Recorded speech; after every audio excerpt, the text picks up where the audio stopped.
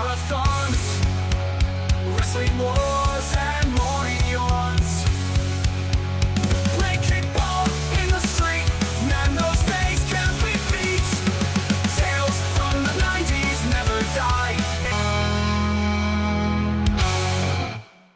Welcome everybody to Tales from the 90's. This is my new podcast. Brand new to doing this, so what you see is what you're going to get here. Yes, my teeth are broken in the front, you'll notice that. No, I'm not on drugs. If I was, I wouldn't be, as they call me, extra crispy, because apparently I'm obsessed with KFC. Actually, I'm more obsessed with Skyline Chili. If you couldn't tell from that, I'm from Cincinnati originally. I'm not going to go into a full biography or nothing. I'm not going to go into, oh, this happened to me in the past. I'll try not to anyway. But yeah, I was born and raised in Cincinnati.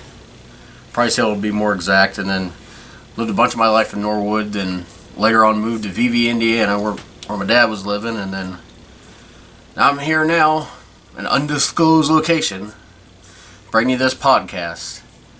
We're going to be going, today's topic is going to be November 1994. Each week I'm going to go a different month, a different year of the 90s. It's not going to be in order because that'll kind of get a little boring. I'm going to kind of jump around. In fact, if you guys want to leave a comment, let me know if you got a month and a year you prefer in the 90s that you want me to cover, or even just a year and I'll come up with a month, or whatever you want to do. I'll be looking down a little bit. I don't have a script. I know some podcasters have scripts, and that gets boring. I got an outline of what I want to talk about, because if not, I'd be all over the place. Anyway, a little bit about me. I work behind the scenes mostly for wrestling. I do music, video, sometimes announcing, commentary whenever I'm doing that. Work on the website. I've been doing that for about 9 years now. Also, I don't know if you call me amateur or whatever, singer. I've been writing my own songs recently. Kind of that kind of stuff. Anyway, we're going to go into this podcast now. Like I said, we're going to go through the 90s. It's my favorite time to be alive. Going to tell some personal stories, just a little bit, kind of go through what's been going on, like news-wise, cartoons, TV, music, just whatever I feel like talking about. I've done a little bit of research just to make sure I have things right, because I don't want to, I know there's fact checkers out there. Anyway, I'm getting off on a tangent already. Anyway, 1994 in November. I was 10 years old, getting ready to turn 11, because my birthday is literally a week from the end of the year. It's like 2 days before Christmas. 23rd if you can't do the math. So whenever I try to figure out the year of what I was that year, it's always complicated, because I got to remember that I only turned that age 7 days before the year ended. So anyway, I was 10 going on 11. My baby brother Clint was only 5 months old at this time, and we were living in Norwood on Section Avenue. I believe the second house in Norwood before you got to, I think it was Bond Hill. Yes, we were like literally the second house. We had lived the house next to it before then, and then I'll get into some of that. Like I said, I'm not going to go into like, oh, these bad things happened to me. I don't want this to be a depressing podcast. I don't want to bring up anything, and I mean, I'll talk about it a little bit, but basically anything bad that happened to me like years ago, I'm just over. I mean, it doesn't bother me anymore. And I'm not just saying that to try to put on a brave face. It literally, I make jokes out of it all. You'll see. I'm going to tell some stories. Try to keep everything lighthearted. Like, literally, everything's good. So, we want to talk about the good stuff that was going on then. And we're going to start kind of with some news. There wasn't too much news going around this time, except AOL. Any of you people, if you're watching this podcast and you're younger than me, like by 15 years or so, you ain't gonna know what I'm talking about half the time. I mean, if you watch football now and you're 15 or something, I don't know why you'd be watching this, but I say Houston Oilers to you and you're gonna be like, who the heck is that? Anyway, that was the time period that was going on. The Houston Oilers. There's my dogs. You're gonna hear that. You're gonna hear that a lot. But anyway, there's nothing I can do. I'm not going to edit anything out unless there's like production errors or something. But anyway, we're talking about the news. AOL, like I said, many of you won't remember that, but it was a huge deal then. America Online is what it stood for, and In 1994, in November, they purchased BookLink. It was a browser, which actually I don't remember. But anyway, it was basically the first internet browser for the general public to make it easy to access the internet. Before that, it was a complicated system, and only like business professionals or computer people really could get on there. But that was really the start of what you're seeing now. I mean, who knew then? I mean, to get on the internet, you had to hook into your phone cord, had to do that annoying sound. I sound like an idiot, but that's what it did. And if you're on there, unless you had a second phone line, nobody could use the phone. We didn't have the internet at our house at this time. To tell you how stupid I was, got an AOL disc in the mail, so I decided to put it in the computer, thinking, oh, it says you can get on the internet for free. Didn't know anything. Didn't know you had a phone line. I put it on and it was loading. Please connect phone line. So I connected the phone line. Of course, it didn't do nothing. The stuff I did, just some of these stories will come out.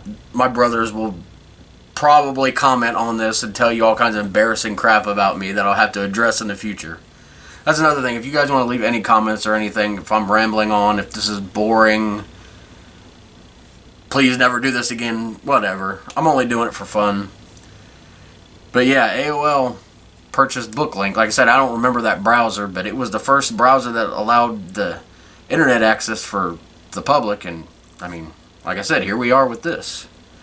Now, next I want to go into a little bit about cartoons. Of course, being a teenager and a kid in the 90s, like I said, I was going on 11, so of course I'm watching cartoons.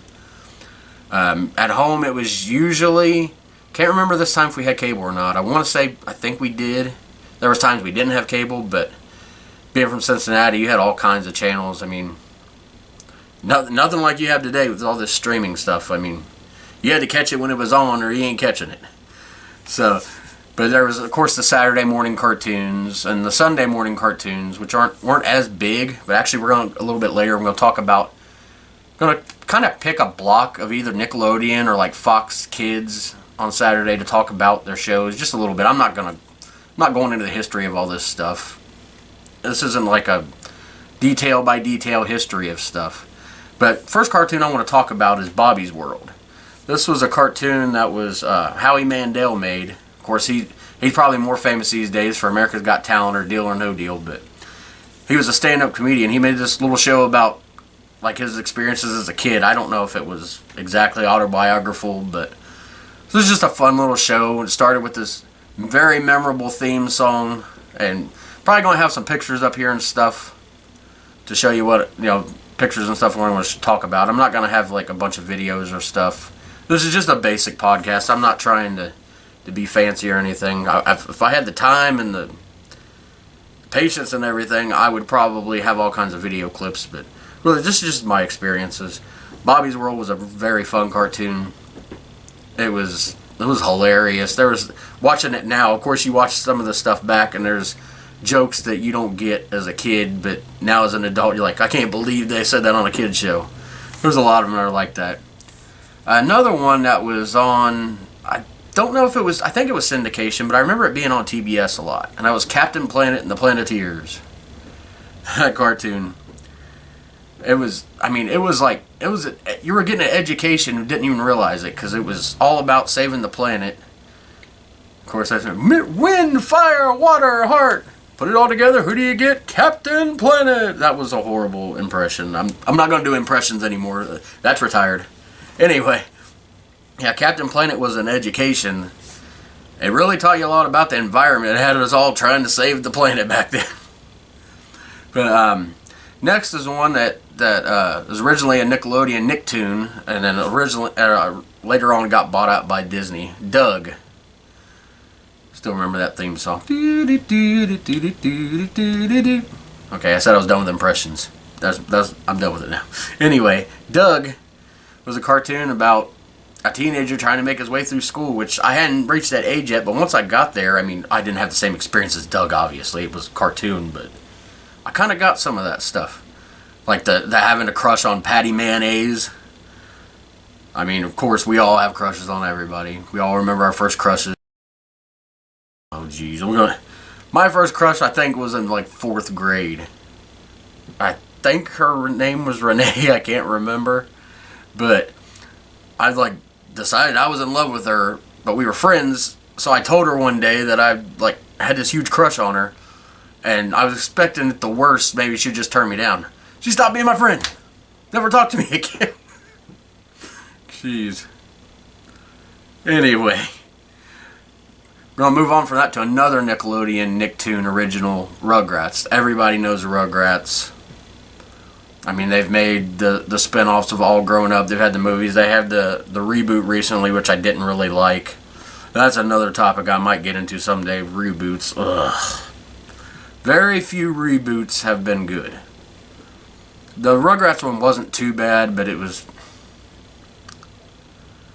But yeah, Rugrats is about babies, and I mean, it was about babies, but adults, kids, we all watched it and laughed, because, I mean, some of the funniest things, I don't want responsibilities. Still don't want no responsibilities.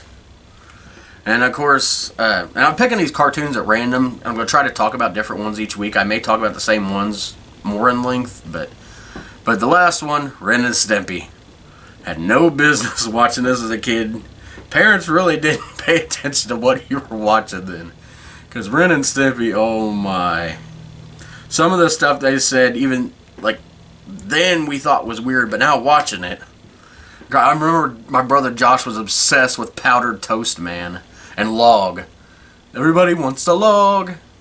I mean, just, it was South Park before South Park. They didn't go quite as far, I don't think, as they did in South Park, but for Nickelodeon, this was pushing it. But yeah, those are some of the, and of course that was usually on nighttime Snick, which was a Saturday night block of programming they had with Are You Afraid of the Dark and all that. But I'll get into more of that and other. I got to save some. I can't talk about everything I watched in one podcast or we're done. If you're still watching this, you're probably like, oh, is this going to be done? I don't know how long this podcast will go. I'm trying to hit like a half hour, not longer, but it may go longer. I don't know, depending on how much I ramble. Anyway, next we're going to talk about sports. Of course, being November, baseball's over. And I'm not going to talk about something that's not in that month because, like I said, I got to save some of this. I mean, when I talk about other months in 1994, I can't just say, well, remember this baseball team won the World Series. I already told you 4 episodes ago. I will talk about football. Now, I was trying to do some research. I couldn't find the exact standings like for every single week, and it'd be kind of hard to go week by week. But the leaders in the NFC at the time were the Cowboys and the 49ers. You got to remember, this is the mid-90s. Cowboys and 49ers were the teams. In the AFC, the leaders were the Steelers, the Browns, and the Chargers. And, of course, the Super Bowl, a couple months after this, the 49ers beat the Chargers. And Bengals, my team, I don't know if you can see the thing in the background, my Bengals thing. I got my Bengals cup with Skyline. Gotta have Skyline chili. Shout out to my buddy Taz for giving me this bottle here. Anyway, the Bengals finished 3-13. The only in their division, which was the AFC Central at the time. We didn't have 4 divisions in each conference then. We had 5 teams in each. And then of course, we weren't even the worst team in the league. The Houston Oilers were. Of course, I was talking about them before. They went on to be the Tennessee Titans. And now Houston's got another team. So, just like the Cleveland Browns left and went to Baltimore, then they just like, okay, Cleveland Browns are back.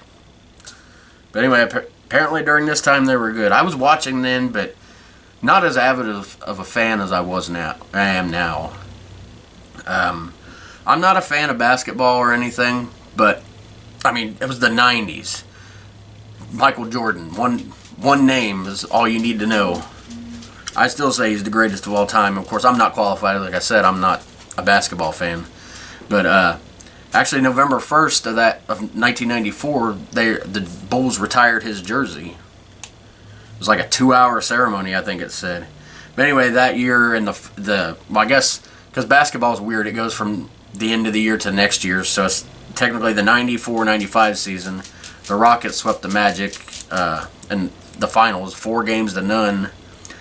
Rookies of the year that year were Grant Hill and Jason Kidd. Again, I'm not a basketball fan. I know the names. So if I know the name in basketball, it's either because they've done something wrong or they're a good player. NASCAR is I haven't watched NASCAR since Jeff Gordon retired because it's not like teams were like, yeah, he had a team and he had someone took over his car, but it don't feel the same. Like a football team, yeah, you have players you like that leave, or a baseball team, but I mean, if I'm talking too fast, I'm just kind of nervous here. Let's just be transparent. I don't know what this is going to look or sound like, if anybody's going to want to watch it, but anyway, back to NASCAR. Like, once Jeff Gordon retired, he was my favorite driver. I got that from my dad because I really wasn't watching until I'd moved in with my dad, and he was a real big fan. Still got his Jeff Gordon hats. Got 2 of them. But he was my favorite. But anyway, this year and this month, Dale Earnhardt won the NASCAR championship. Of course, Dale Earnhardt, whether you've seen NASCAR or not, you know who that is. But yeah, unfortunately, the year I really started watching was that year, 2001, where he died tragically at Daytona, and that was bad. The whole country was in mourning over that one. I'm not even exaggerating. Well, like I said, I've been in wrestling for 9 years, mainly at Supreme Wrestling. I've done a bunch of other shows, but they're usually connected with Supreme Wrestling or use a lot of the same people. But I've been a fan since I can remember. If there's 2 things I remember being in love with, it's wrestling and music. And November 1994 was kind of the start of a really down time in wrestling. 95 was probably the worst year since the golden era of the 80s. And just going to hit a few of the highlights of wrestling then. ECW had their November to Remember on November 5th. Of course, they weren't on pay-per-view yet, and I didn't even know ECW existed in 94. I didn't find out about them until I was in middle school, and someone really brought a cassette tape, not even a videotape, a cassette tape of promos, and like just hearing the promos, I was hooked. But anyway, in November 5th of 1994, this was, of course, held in Philly. The main event was originally Chris Benoit, and I'm not going to get into all that, but I mean, that is what it is. It's a tragedy, and I'm just strictly speaking of what's happened then.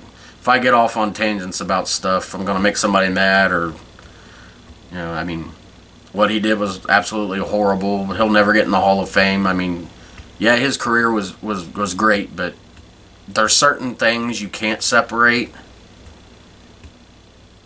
And like I said, I'm not trying not to get into that, but anyway, this was a strange main event because he was facing Sabu, and he had that where he put Sabu through a table, and it like went completely wrong. I think Sabu had ended up having nerve damage in his neck.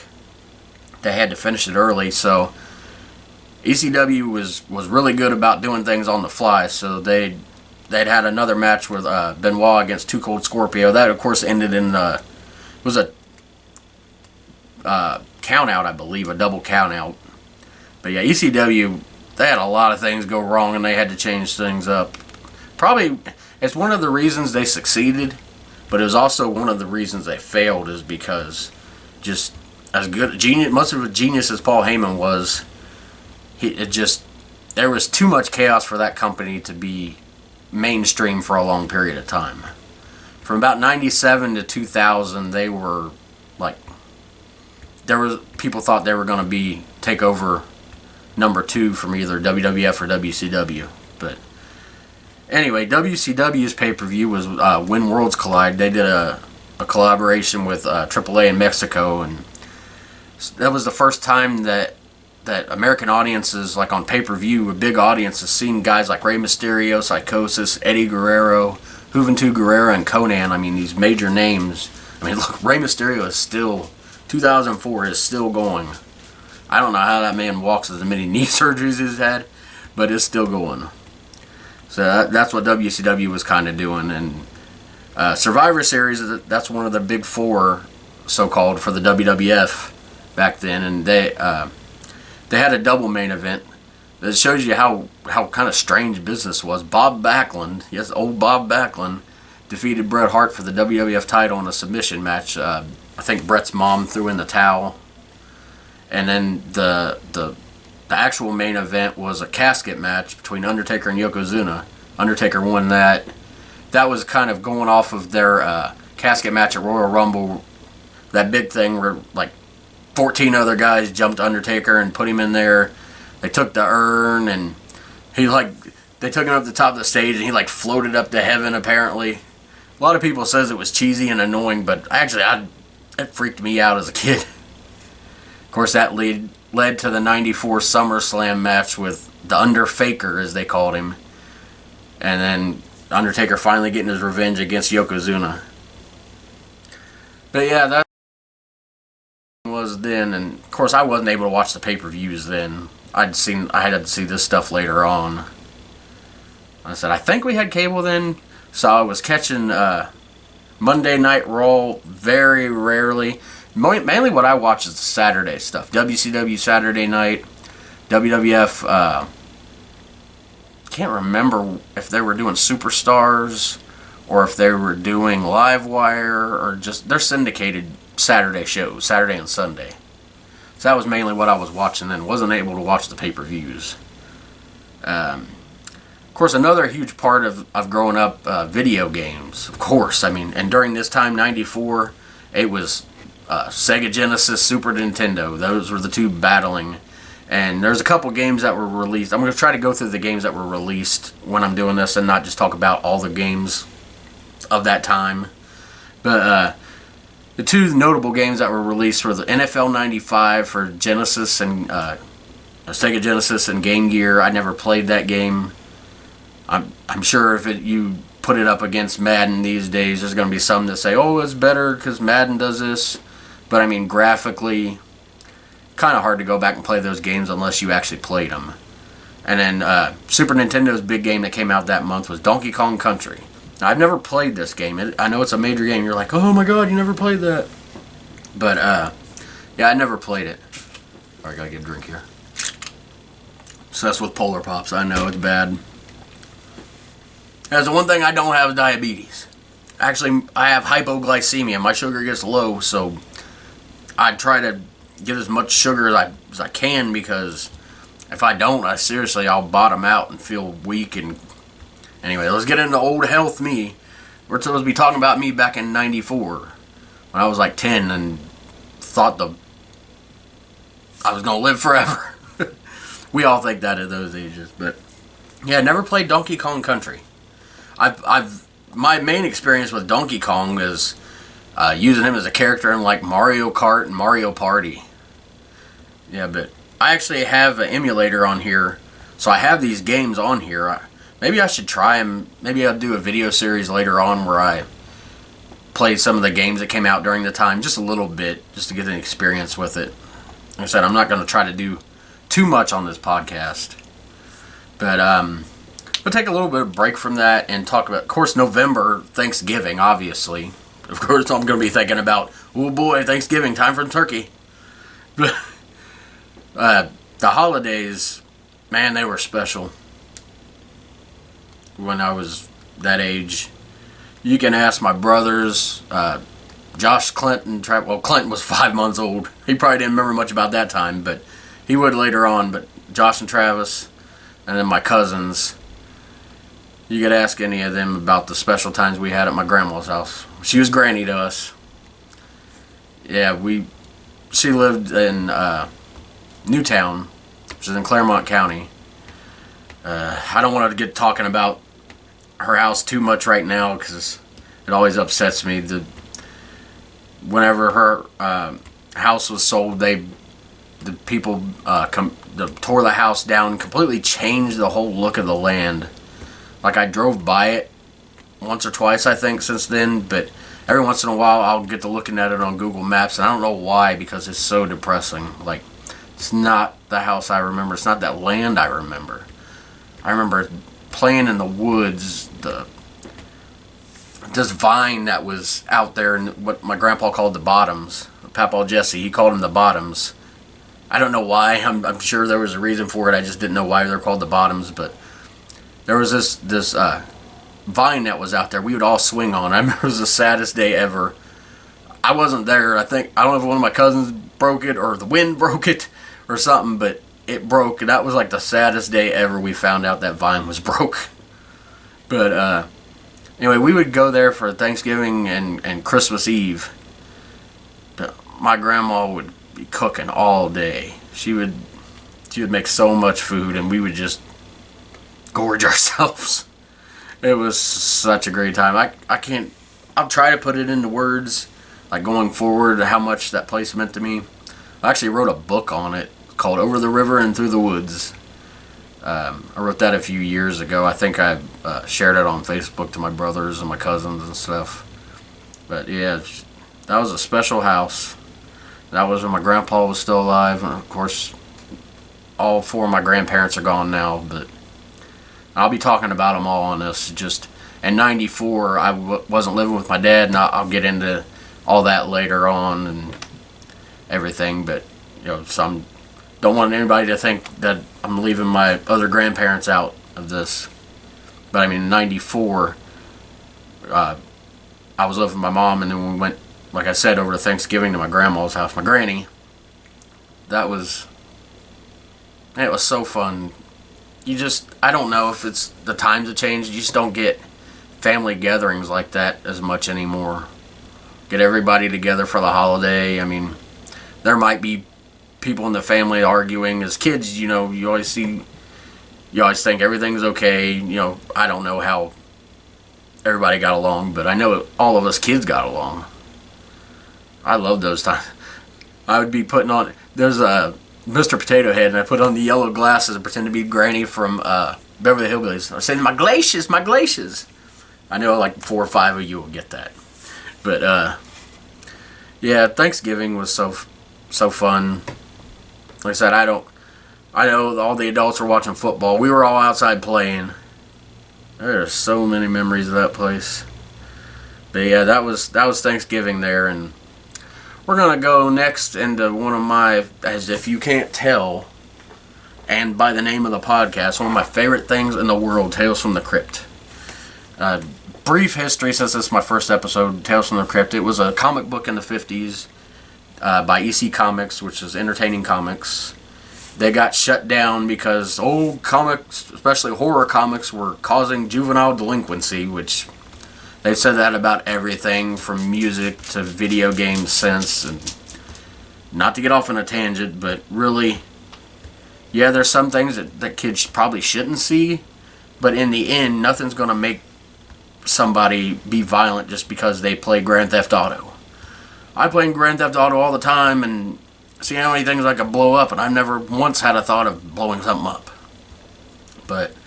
And I know there's going to be, oh yeah, it does this, or no, it doesn't do that, but that's just my opinion. If you got opinions, then that's great. Give me your opinions. I welcome any comments.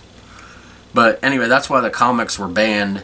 And then in the 70s, they brought it back with a movie, Tales from the Crypt, and then Vault of Horror, which was the sequel to that, and was one of the other magazines. It was Tales from the Crypt, The Haunt of Fear, and The Vault of Horror.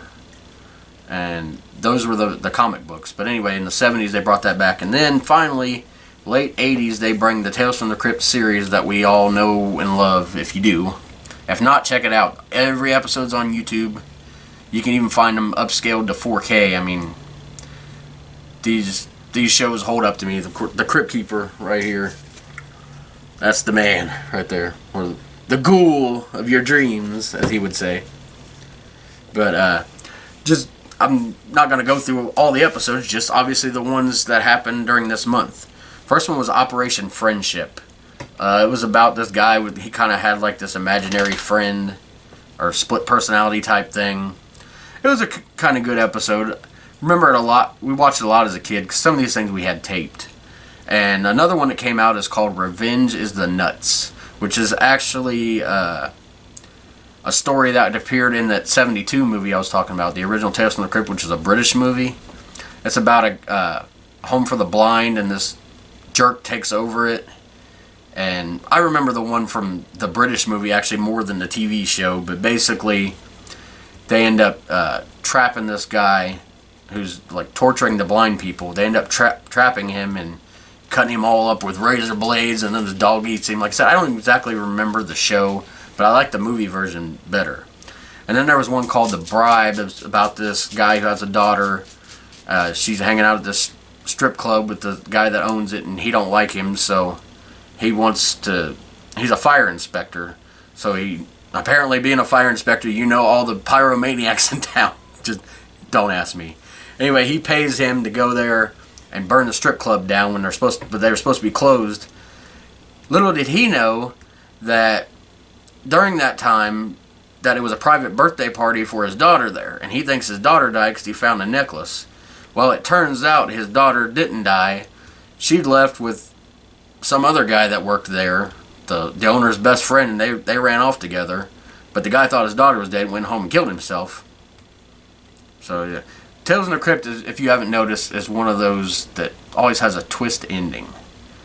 Like, people end up getting what they deserve usually in horrible ways. It's not always monsters, but there is a lot of monsters on it.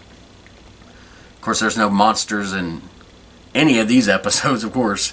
But the last one is The Pit. It's about these two kind of UFC type fighters. And they're rivals, but they respect each other, but their wives, their wives want them each to. And it basically ends in a twist on them where they end up having to fight in a cage to the death. But yeah, that's the episodes of Tales from the Crypt that came out that year.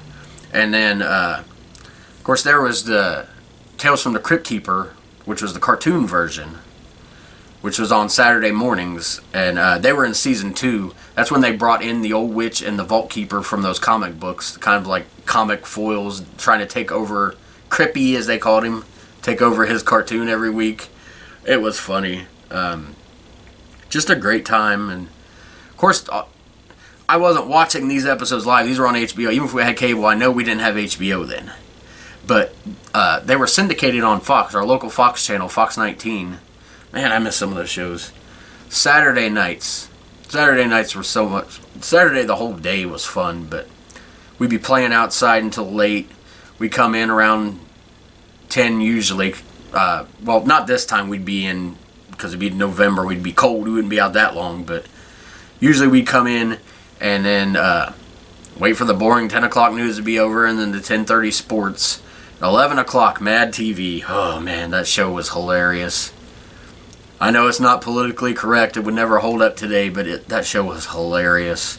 And that was from 11 to midnight, and then midnight to 1. 2 episodes of Tales from the Crypt. We would stay up in our little game room that we had, because we actually had a game room.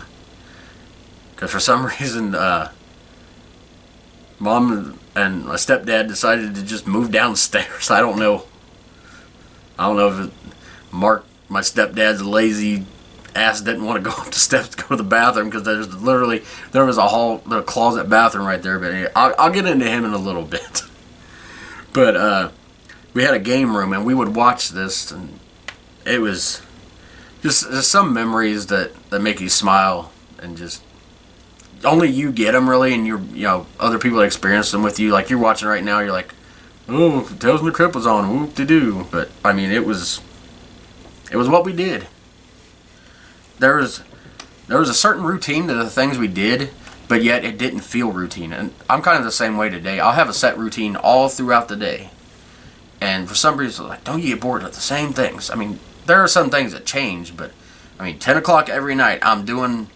For 4 hours, I'm doing this. I call it nighttime stuff. It's just stuff I got to do on my computer. The notes I got to put on there for my job. I'll be doing some wrestling videos, just doing household chores, getting ready for the next day. That type of stuff. I'm kind of like a routine-oriented person.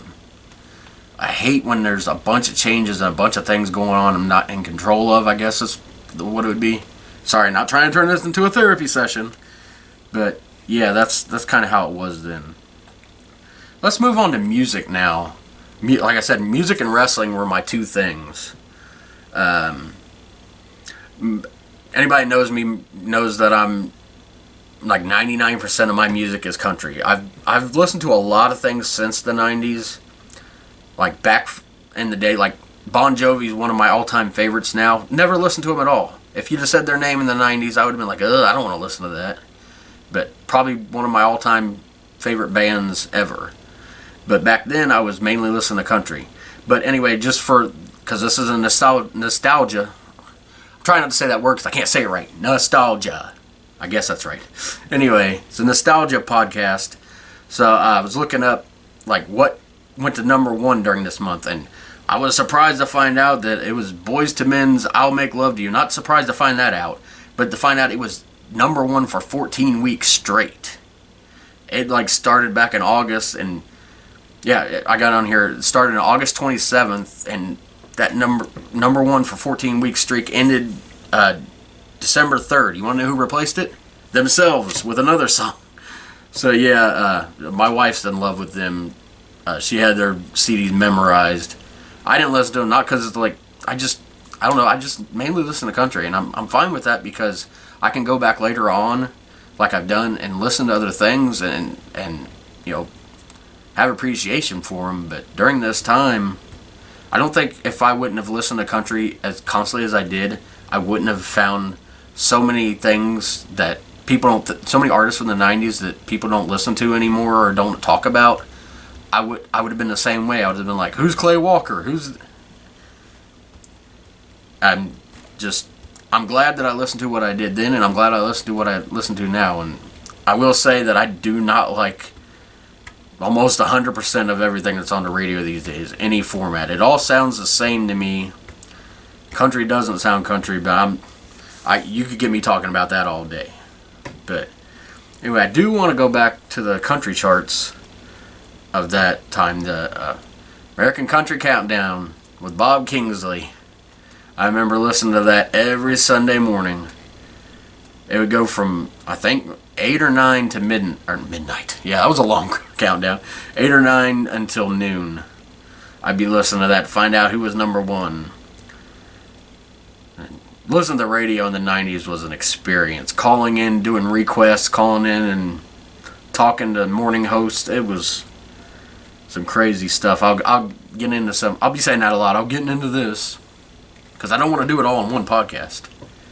But there's 3 songs that went to number one that month. Alan Jackson, his classic song "Living on Love" for 2 weeks. Living on love, buying on time. I won't sing anymore.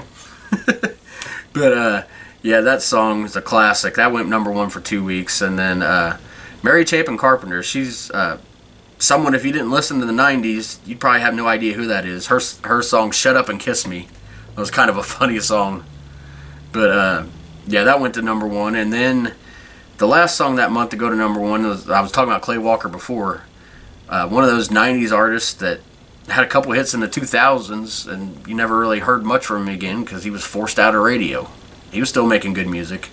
His song "If I Can Make a Living" went to number one, and that actually was written by Alan Jackson too. So not only did he have a number one song for 2 weeks, but the song he wrote went to number one. So that was kind of a cool thing. But yeah, and my radio stations were 96.7, I think it was. They had a couple different call names in Cincinnati over the time. I know one was the Fox, one was New Country, but my number one station, obviously, being from Cincinnati, B105. I mean, I once won a B105 shirt singing "Don't Take the Girl," like this, like, I think it's St. Lawrence in Price Hill. They had like this carnival they did every year, and they had some dance competition. You know, I wasn't getting in that, but they're like, "We got one more shirt. Does anybody want it?" And I sung a song for it.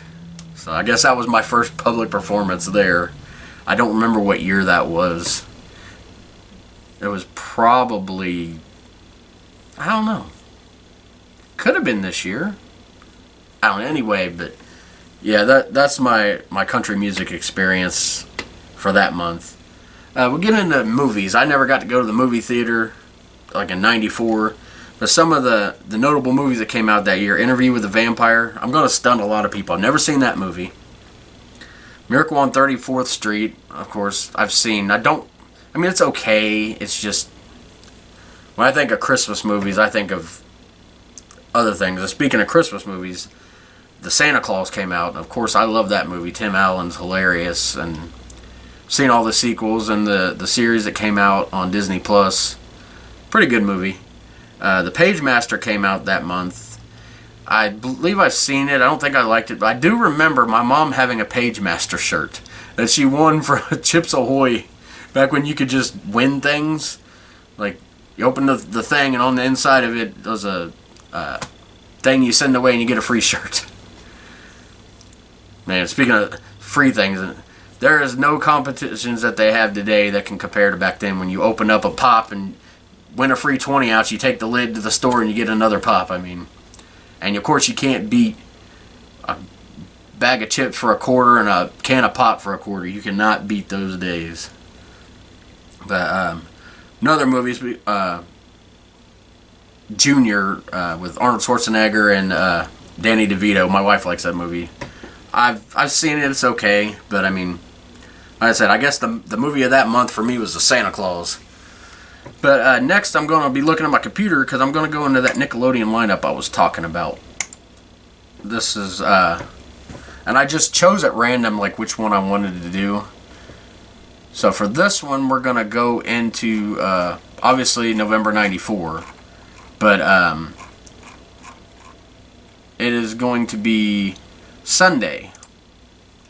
Now, like I said, Nickelodeon, if we had cable, then I was watching it. If not, my experience with Nickelodeon would be limited to when I got to go to my granny's house, which we did a lot. I was very grateful for the time away going to my granny's house to see that, or not just to see that, but just to be there. And then we would split our time between outside and watching TV. So on that, a typical Sunday, because they don't have the exact days, but you'd start off at like 6:30 in the morning. They'd have Lassie. Of course, Lassie's that classic show from, I think, the 60s. Everybody knows Lassie. And at 7, Nick Arcade. Man, I love that show. It was a show where the kids got to be in a video game, and of course, then you're like, how do they do that? How are they actually in the video game? And they would play games, and you'd be like, I can beat that. But yeah, that was a fun game show. And then Family Double Dare. Man, all the Double Dare versions. Super Sloppy Double Dare. But Family Double Dare is the one I remember the most, where they'd have families of 4 on there. And of course, that obstacle course at the end was just insane. And then Muppet Babies at 8 a.m. it says. Yeah, I remember that. Muppet Babies. Some of those shows on Nickelodeon were syndicated. They're not Nickelodeon only shows. But Muppet Babies, remember that theme song? Muppet Babies! I just embarrassed myself again. Anyway, at 8:30, the Beetlejuice cartoon. Of course, the Beetlejuice movie just came out.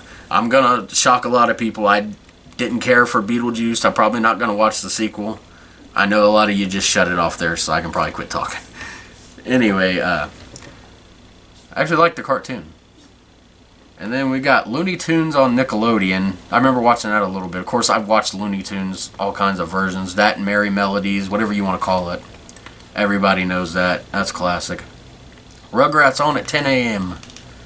And at 10:30, we got Rocko's Modern Life. That was a weird cartoon, but one of my favorites. And then, speaking of weird cartoons, that was one of my favorites. Up next was Real Monsters.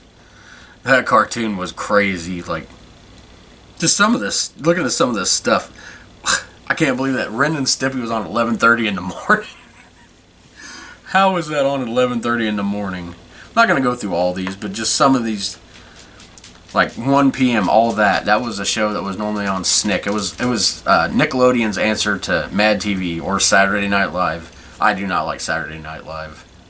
There was some funny stuff they had with, like, Chris Farley and Adam Sandler, some of that, but for the most part, it's always been completely over my head. Even as an adult, the jokes were over my head. They try to be too, I don't know. It's like they're trying to be too sophisticated for a comedy show. I just never did like it. But Wild and Crazy Kids, that was a fun game show. That you had teams of a bunch of kids, and they would do all kinds of outdoor stuff, and it was just a fun show. I wish some of this stuff, like they've got Nick Arcade and they've got some Double Dare on the Paramount Plus, but I wish they'd put some of this stuff on there. And then we got Hey Dude. That was a funny that was so weird. I remember the Mr. Ernst from Hey Dude. It was like he was like this guy from the city, and he bought this ranch out west, and all of a sudden now he's a rancher, and That and the teens on there, that was a funny show. Nickelodeon Guts, that was a game show. That was our version of American Gladiators, which was a great show, by the way. But it was the kids' version of American Gladiators. And then, of course, they'd have Global Guts later on, where they'd have everybody from everywhere like, "Go USA!" Are You Afraid of the Dark? Ooh, I'm going to talk about that at length sometime, but not. This one's getting long already. I'm sorry. Are You Afraid of the Dark was a great show. It was the kids' version of Tales from the Crypt. There were some freaky episodes on there for a kids show. And then, yeah, and 8:30 Nick at Night came on, because back then you got to get to bed for school. So these days, SpongeBob every hour. I won't get into any of that. I'll make some people mad with my thoughts of SpongeBob. Do not like it.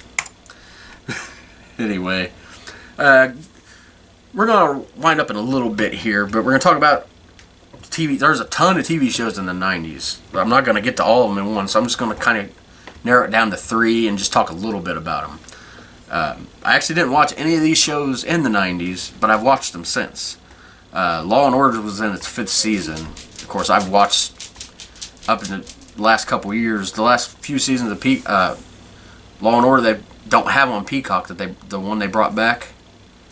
So you can't catch up because they don't have the last 2 or 3 seasons on there. I mean, it's idiotic. I was talking to my wife about that the other day. It's completely idiotic how they have 20-something seasons, but the last few aren't on there, so you can't catch up to watch the new season.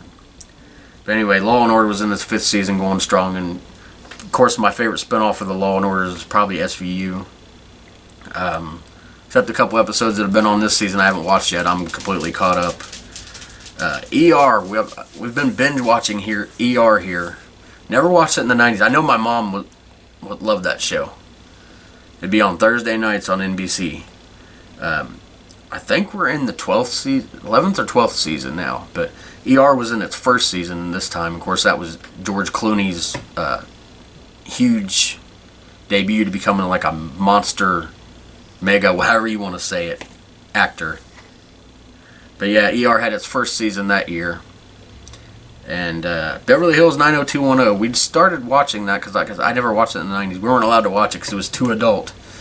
But yet, I've watched the 1st season and maybe half the 2nd season. Just kind of got off because it's on Hulu, and we have Hulu with ads, which I don't want to get into a tangent on that, but Hulu with ads and Disney Plus with ads sucks. You can't go 10 minutes without almost 4 minutes of commercials. Netflix with the ads we have, and we also have what's the other one we just AMC Plus with ads, and they don't have many ads, but Disney money hungry as always. But anyway, the Beverly Hills 90210 that was supposed to be so bad for kids, it was like a wholesome. Where's my dogs? Will you shut up? I'm trying to podcast here. They bark at everything. Normally it'd be good to have dogs that bark at stuff because there's someone at the door, but no, they bark if the wind blows. They bark if one of the other ones farts. But yeah, Beverly Hills 90210, like, they had a lot of wholesome messages in the show. Like, it reminded me more of a show that was aimed at like actual teenagers than adults. I mean, later on they probably got worse, and maybe that's where they got the reputation. I don't know. That remains to be seen. But they were in their 5th season as well. Now I'm gonna kind of wind up. I'm going to be talking about my stepdad, Mark. Now I'm not gonna go into bashing. Like I said, everything that's been done in the past, I've kind of made my peace with it. I've forgiven him. He's passed on since. I don't want to.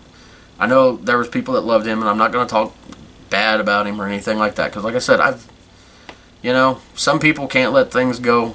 I've found that I really can let a lot go, because if you hold on to things, it eats you inside.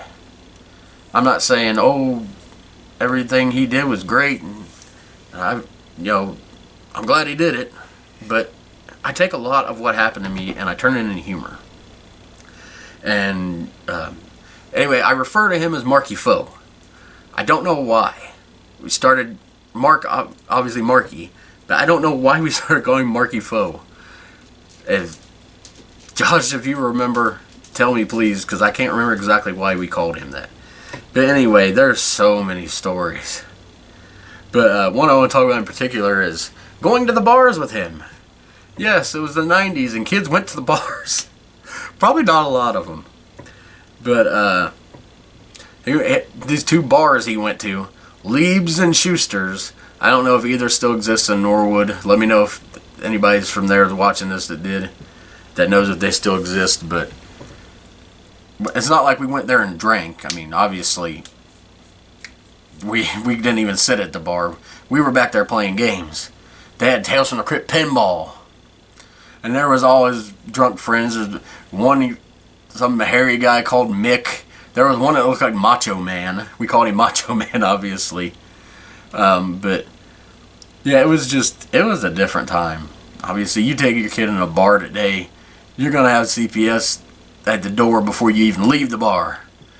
And I'm not saying it's right, but I'm not saying it's wrong either, because I mean, like I said, it's a different time.